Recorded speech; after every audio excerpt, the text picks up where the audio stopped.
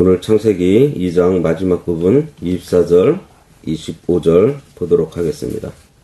이러므로 남자가 부모를 떠나 그의 아내와 합하여 둘이 한 몸을 이룰지로다. 아담과 그의 아내 두 사람이 벌거벗었으나 부끄러워하지 아니하니라. 오늘 말씀의 제목은 하나님이 세우신 가정의 질서입니다. 우리가 지난 시간에 하나님께서 인류 최초의 가정을 세워주신 말씀을 보았습니다. 오늘 말씀은 하나님께서 세우신 가정을 어떻게 연합하고 어떤 질서 속에서 살아가야 하는지 부부의 마땅한 도리에 대한 말씀이에요. 하나님이 짝지어 주신 가정이 지켜야 할 법이 이 안에 있습니다. 오늘 말씀을 통해서 오늘 우리 가정이 하나님의 명령대로 잘 살고 있는지 돌아보고 신앙의 자리를 바로 깨닫는 시간이 되었으면 합니다. 24절 이러므로 남자가 부모를 떠나 그의 아내와 합하여 둘이 한 몸을 이룰지로다.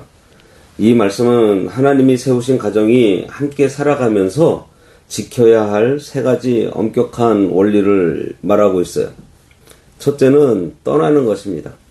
그리고 둘째는 연합하는 것이고 셋째는 한 몸을 이루는 거예요. 여기서 부모를 떠나라고 하신 것은 육신의 부모를 저버리거나 불효하라는 말이 아니고 이것은 영적으로, 정신적으로 그리고 경제적으로 독립된 신앙의 단위를 이루어 살아가라는 하나님의 명령입니다. 나이를 먹고 결혼을 해서 가정을 이루었음에도 불구하고 여전히 부모에게 독립하지 못하고 매여서 사는 사람들이 많이 있어요. 그렇게 해서는 하나님이 원하시는 가정의 삶을 온전히 살아낼 수 없습니다. 가정을 이루었으면 건강한 경계를 세우고 온전히 자립해야 합니다. 또한 아내와 연합하여 살라고 했습니다. 이 연합은 단순히 한 공간 안에서 밥을 먹고 잠을 청하는 물리적인 결합을 뜻하지 않아요. 부부의 믿음이 서로 엮이고 삶의 방향이 같아지는 영적인 동행을 말합니다. 마음이 하나가 되기 위해서는 부부가 서로 고집하는 것 그리고 자존심을 다 내려놓고 자신을 낮추고 비우신 예수 그리스도의 마음을 본받아야 합니다. 남편과 아내가 같은 믿음 위에서 함께 예배하고 매일 같은 자리에서 무릎을 꿇고 기도할 때 비로소 참된 일치를 이룰 수 있는 거예요. 세상의 조건이나 계산적인 약속으로 유지되는 가정은 흔들리기 쉽습니다. 위로부터 임하시는 하나님의 은혜가 없다면 우리는 결코 온전한 연합을 이룰 수 없는 연약한 존재이기 때문입니다. 그렇게 해서 둘이 한 몸을 이루라고 하셨습니다. 이것은 삶 전체가 하나님께서 기뻐하시는 한 방향을 향해 같이 걸어가는 것입니다. 마태복음 19장에서 주님께서 분명히 말씀하셨어요.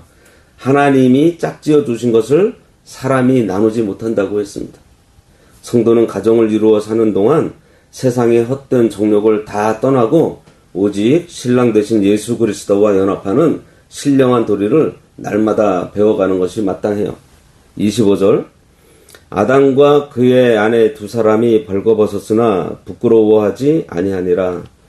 이것은 죄가 세상에 들어오기 전 아담과 하와가 서로 숨김없이 살았다는 것을 보여주는 말씀이에요.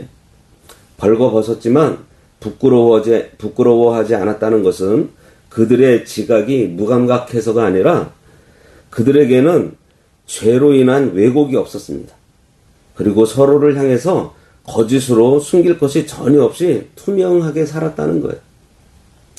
아담과 하와는 오직 하나님 한 분만 알고 하나님만 바라보며 하나님의 뜻을 위해서만 살았습니다. 그렇기 때문에 하나님의 거룩하신 영광이 그들의 심령과 육체 위에 충만하게 임해 있었어요.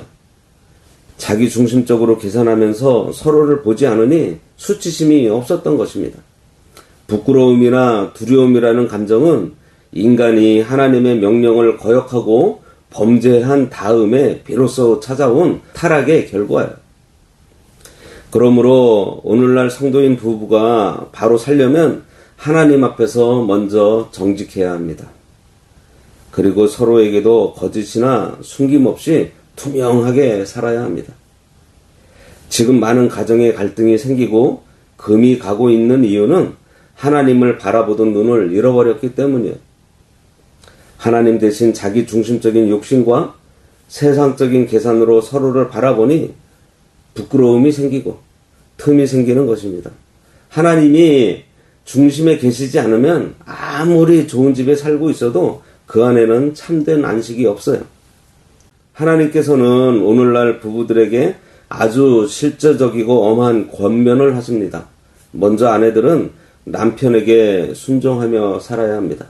베드로전서 3장 1절 말씀에 아내가 말씀에 순종하듯 남편에게 순종하면 혹 믿지 않거나 말씀대로 살지 않는 남편일지라도 아내의 정결하고 하나님을 두려워하는 행실을 통해서 구원을 얻게 하신다고 하셨어요. 남자는 가장 가까운 아내가 자기를 인정해주고 존중해줄 때 힘을 얻어서 세상에서 주의 뜻을 감당하는 법입니다. 반대로 아내가 남편을 무시하고 사사건건 원망하며 바가지를 긁으면 남편은 영적 은혜를 잃고 금방 쓰러지게 돼요. 아내들은 머리를 꾸미고 좋은 옷을 입는 외모의 단장보다 마음의 온유함과 안정한 심령에 썩지 아니할 것으로 속사람을 단장하라고 했습니다. 아내가 남편을 존중하면 자기도 존중을 받는 것이고 남편을 종처럼 부리며 무시하면 결국 가정을 자기 손으로 무너뜨리는 결과를 낳게 돼요. 동시에 남편들은 자기 아내를 자기 몸처럼 귀하게 여겨야 합니다. 성경은 아내를 더 연약한 그릇인 줄로 알고 사려 깊게 돌보라고 명령하고 있습니다. 아내는 남편의 부하가 아니에요. 하나님의 유업을 함께 받을 동반자입니다. 남편이 아내를 귀하게 여기지 않고 함부로 대하면 하나님께 드리는 신앙의 기도가 막힌다고 베드로전서 3장 7절에 말씀하고 있어요. 가정은 부부가 누가 이기나 힘겨루기를 하는 자리가 아닙니다.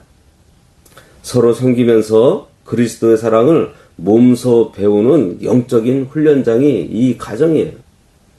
이 말씀의 원리를 그대로 따를 때 그 가정이 세상 속에 세워진 또 하나의 작은 교회인 것입니다. 그 안에서 비로소 참된 찬송이 나오고 기도가 살아나는 거예요. 성도의 가정생활과 신앙생활은 정확하게 비례하고 있어요. 교회 안에서는 얼마든지 거룩한 척 자신을 속일 수 있어도 가장 은밀하고 가까운 자리인 가정에서 내 본래 신앙의 밑바닥이 다 드러나게 되어 있습니다. 가정이 바로 서야 신앙이 단단해지고 가정이 무너지면 교회에서의 신앙도 흔들리게 돼요. 하나님은 심은 대로 거두시는 공의의 하나님이십니다. 하나님께서 이미 세워주신 가정이 말씀을 따라 한 몸으로 살아가는 이 질서는 장차 예수 그리스도 안에서 우리에게 영원히 회복될 하늘나라를 미리 예고해 주고 있습니다. 참된 안식도 그리스도 안에 있고 참된 생명도 그리스도 안에 있으며 온전한 순종도 주님께 배우는 거예요. 우리의 가정 역시 오직 예수 그리스도 안에서만 바로 설 수 있습니다. 우리는 환경을 탓하거나 세상의 유행을 따라갈 것이 아니라 하나님이 세우신 말씀의 질서 안으로 돌아가야 합니다. 창세기 2장은 이처럼 아담과 하와에게 가정을 세워주시고 그들이 말씀의 법 아래에서 한 몸을 이루어 살아가도록 명령하시는 것으로 그 막을 내리고 있습니다. 이것은 하나님의 말씀에 순종하여 사는 가정만이 하나님이 예비하신 참된 복을 누릴 수 있다는 엄중한 선포예요. 이 말씀에 온전히 순종하여 영원히 살고 가정이 살아나는 역사가 우리 모두에게 있기를 간절히 바랍니다. 기도하겠습니다. 하나님 아버지, 먼지 같은 우리를 지으시고 아담과 하와를 통해 복된 가정을 세워주심을 감사합니다. 이제 모든 가정들이 세상의 정력과 인간의 계산을 다 떠나 오직 그리스도 안에서 온전히 연합하여 살게 하여 주시옵소서. 남편은 아내를 제물같이 사랑하고 아내는 남편을 주께 순종하듯 함으로 모든 가정이 날마다 찬송과 기도가 살아나는 작은 교회가 되게 하시고 날마다 말씀의 질서 안으로 돌아가 순종하며 살아갈 수 있도록 저희들의 삶을 인도하시고 붙들어 주시옵소서. 예수님의 이름으로 기도드리옵나이다. 아멘.